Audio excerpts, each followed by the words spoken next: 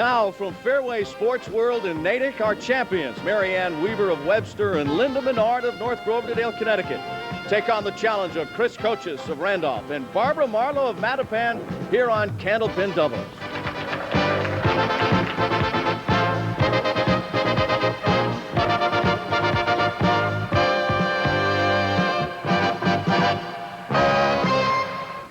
Hello, everybody. I'm Ed Harding. Thank you for joining us on Candlepin Doubles. For the winners, $500. For the runners-up, $300. If you can post some marks, you can earn some bonus money, $50 for 3 consecutive marks and $1,000 for 3 consecutive strikes. You know the rules, and you know why you're here. Let's let the ladies bowl, if you will. First up will be Chris and Linda.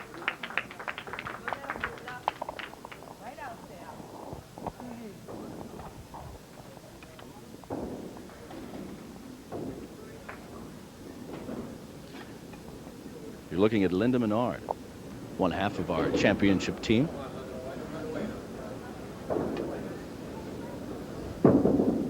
First ball in the first frame.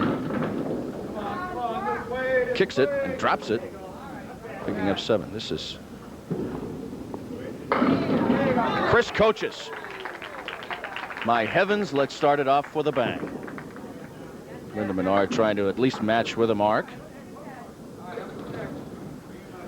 She leaves herself with 1 pin here in the first frame. Linda's high single is 155. Her high triple is 405. She puts a 10 up in the first frame, and here goes Chris Cochis, Massachusetts state champion in 1987. Chris is from Randolph. She works for New England Telephone. A high single of 172 as Linda Menard rolls again. Now here's Chris. Powerful swing, powerful throw. She's working on her strike in the first box. Linda leaving herself with 5 pins.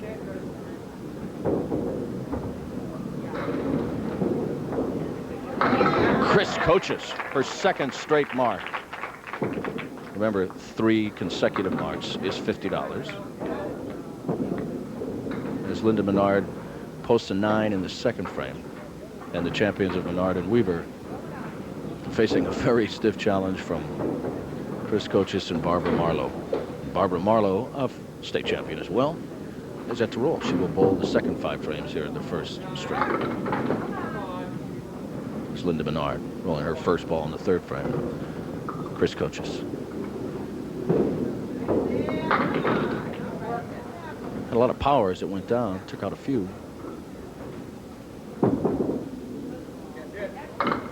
Linda Menard clearing out a couple more pins.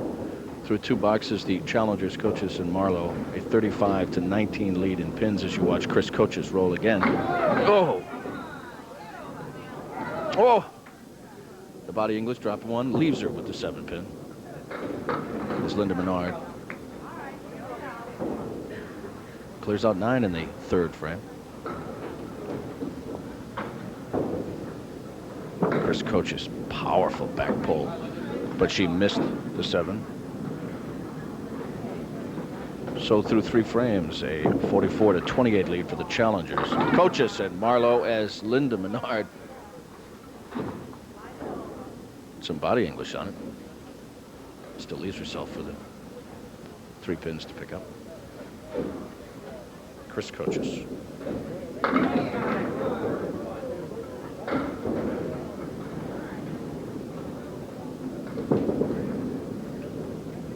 Linda Menard. Good use of what's there to post their first mark in the first string. This week's challengers are the hottest team on last year's 7-week ladies series. They won 3 shows and posted scores of 229, 244, and 269, a program record for ladies doubles competition, before they lost to last season's eventual defending champions, Mal Honorado and Jan DeStasio. As Chris Cochis continues her hot rolling. Linda Menard getting encouragement from her fans. Work, work, work. Didn't work as much as she wanted it to, but nonetheless, the champions trail by 11 pins. The challengers roll.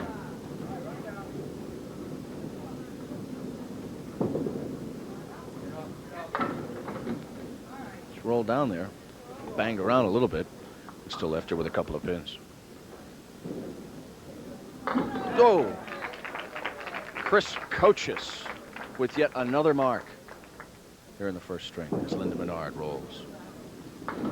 And picks up the 2 remaining pins.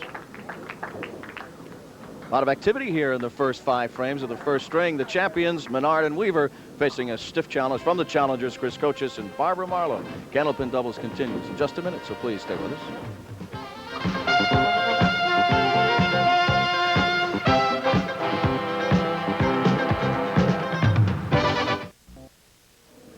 We're looking at Marianne Weaver on the left and Barbara Marlow on the right, the ladies who will bowl the next 5 frames here in the first string. That was Marianne Weaver, half of the championship team, and here is Barbara Marlow, half of the challenger team. A Pro Bowler of the Year in 1984 and a state champion in '87.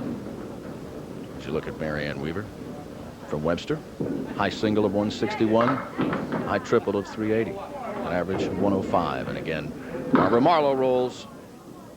Comes close to a mark. Marianne Weaver trying to pick up the stray 7, doesn't get it. Posting a 9 in the 6th. Barbara Marlow does get the stray pin. She posts a 10 in the 6th.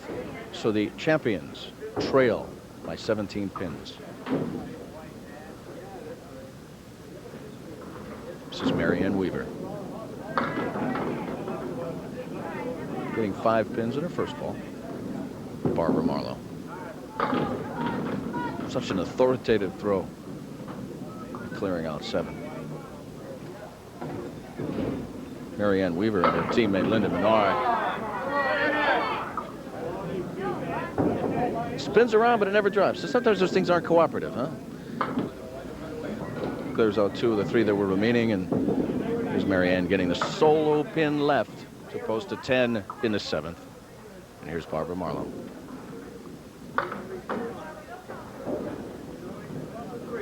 She knocks out that. Marianne is a school teacher in Webster. Oh. Even encouragement from the gallery can't get it to drop, can it? Barbara lives in Mattapan, is married, and has 2 children. Ronald and Stacy, I'm sure, are watching with pride. That mother role as you watch Marianne Weaver. She picks up a 10. She picks up the split. I'll get it. I'm gonna hang in there, huh? Barbara Marlow.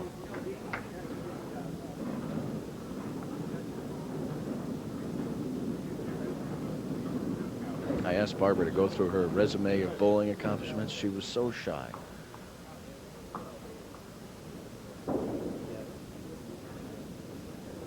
She lets her bowling do her talking. She's waiting for the word to settle down. She lets her bowling do the talking, and it speaks very well.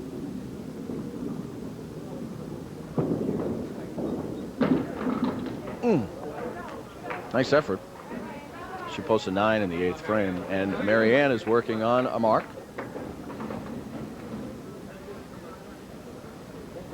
It's a 17-pin lead for the challengers through 7 frames. Marianne Weaver is working on a mark. Sweet roll. A 7 is tinkering, but it will not go. As Barbara Marlow responds.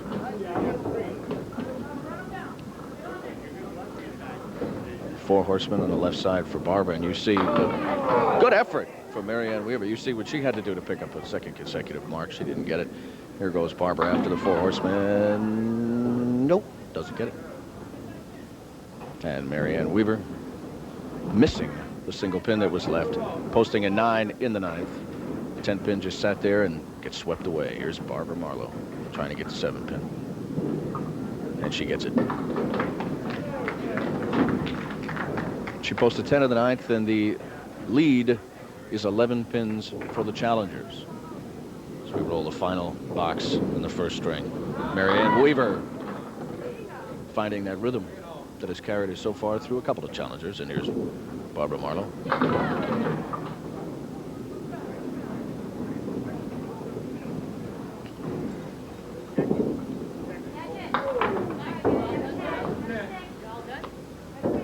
Barbara and Chris from the Metro West Alleys in Framingham.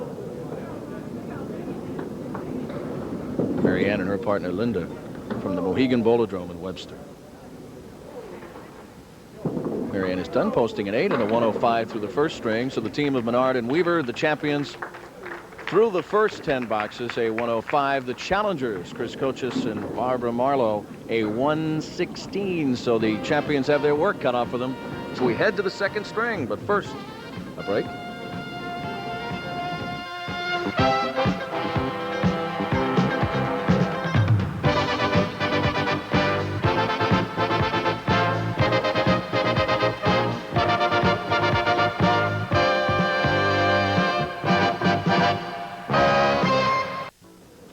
Left, Chris Cochis, and you were looking at her. She's half of the challenger team that has an 11-pin lead over the champions as we head to the second string.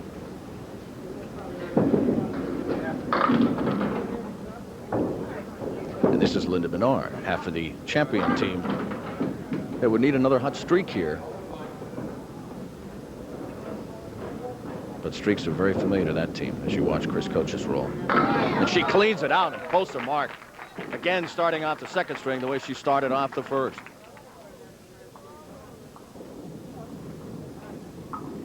And clearly throwing the challenge into the face of the champions. As Linda Menard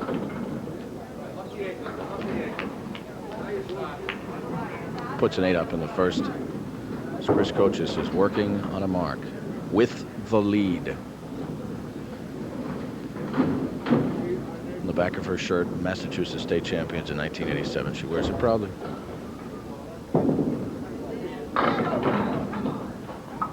She gets 7 on the split. As Linda Menard rolls. Dropped 7 pins. Left didn't look like it had that much, but it had it. So the lead is now 20 pins for the challengers. Chris Cochis, a second consecutive mark.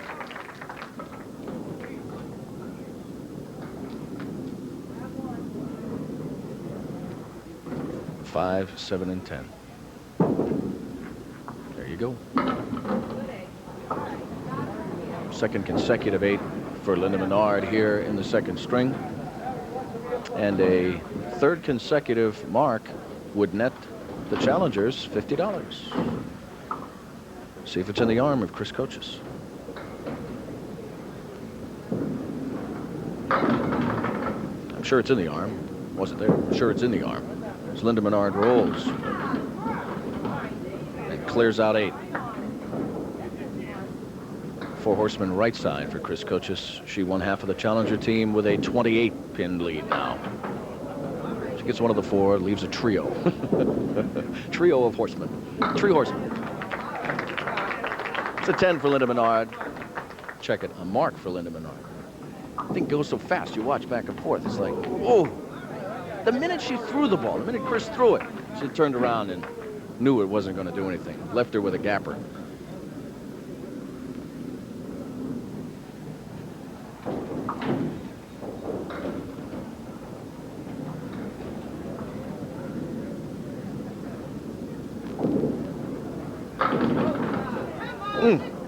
Cleans the plate, leaves 1. Here's Linda Menard. Working on a mark. The 10 will not fall. She gets 3 pins on the split. Chris Cochis posting a mark here in the 4th. Sweet ball. Good try from Linda Menard, but it doesn't quite clean them all out.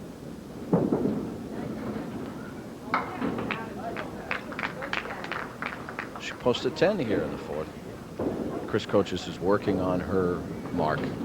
The lead is 22 pins at this current time, but that obviously can be adjusted. 22 pins for the challengers. About ready to be. Oh.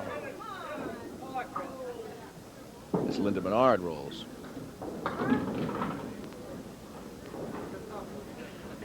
Here's Chris Cochis. Challengers lead it by 31 pins.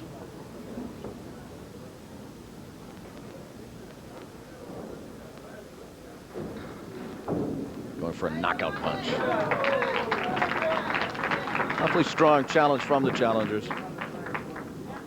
Awfully gallant attempt from the champions as Linda Menard tries to clean it out.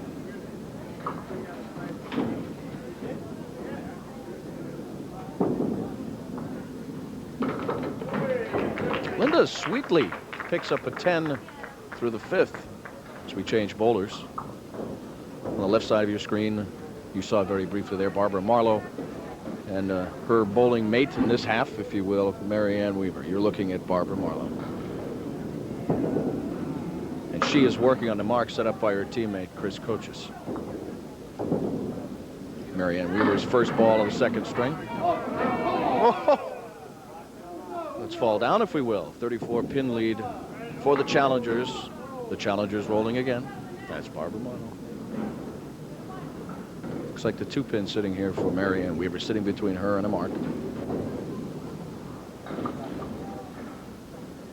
Obviously a quick way to get back into this thing. Just reel off a couple of marks.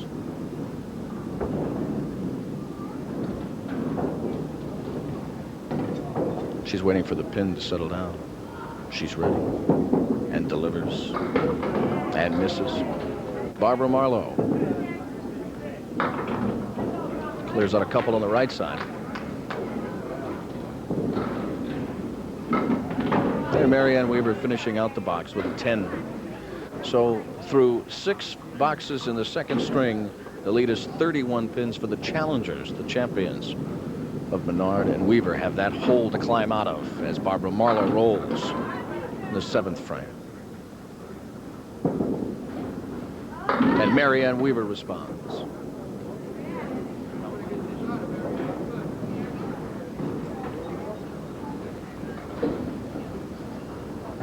No sign of desperation on the face of the champions yet, and no sign of victory on the face of the challengers yet either.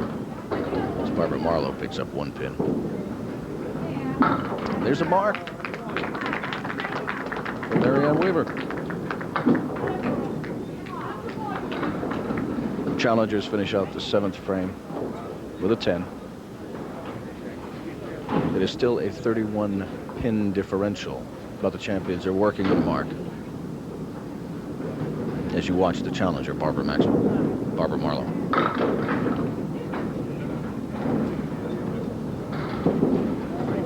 There's Marianne. Picks up 5 pins on the mark.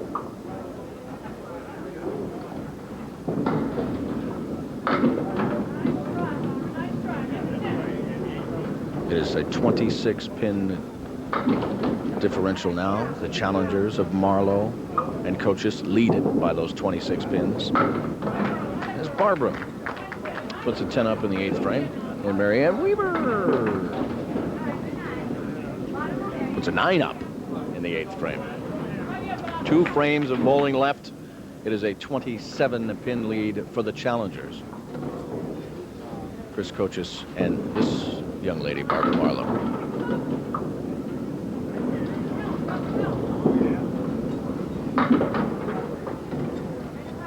Marianne Weaver and Linda Menard, who have been riding a couple of weeks of magic here on Candlepin Doubles, might be seeing that magic quiet just a bit. Barbara throws a fastball down the middle, and nobody hits. It's another mark. If they go down with a fight. As Barbara Marlow rolls out the 9th box with an 8.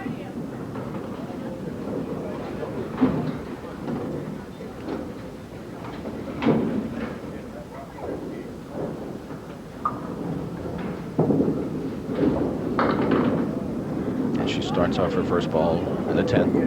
Marianne Weaver working on the mark. It's sitting there. It won't go down, but she puts 9 on the mark. Barbara Marlow. How's that for a response? Responding with a mark of her own. Marianne Weaver knocking off the other pin. So we're going to keep going, huh? We aren't going to stop. We aren't going to stop. A 16 pin lead for the challengers. The champs have been whittling at that. Both posting marks here in the 10th. Here's Barbara. Strong answer. Good finish. Here's Marianne Weaver. Strong answer. Good finish. But it won't be enough. The challengers, Chris Cochis and Barbara Marlow. A 116 and a 124 for a two-string total of, I got to add up real fast, two-string total of 240. And for the champions, Linda Menard and Marianne Weaver, a 223. The challengers move on. The champs say adios. We'll be back for that in just a minute.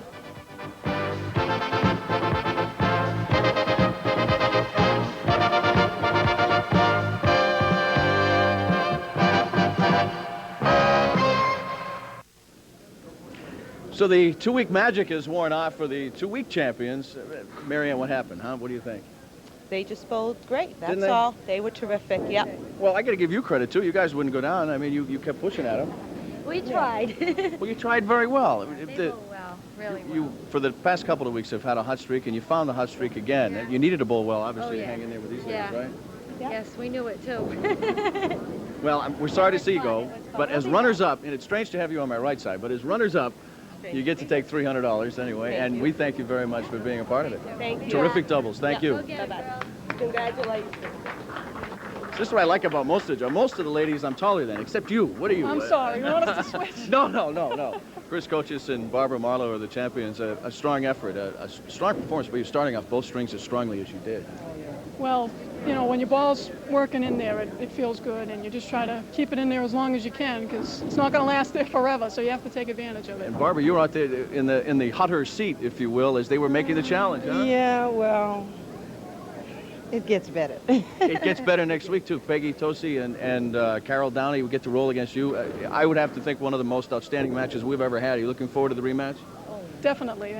They're a lot of fun to bowl against. And Great challenge, huh? Great, all the time, all the Okay. time.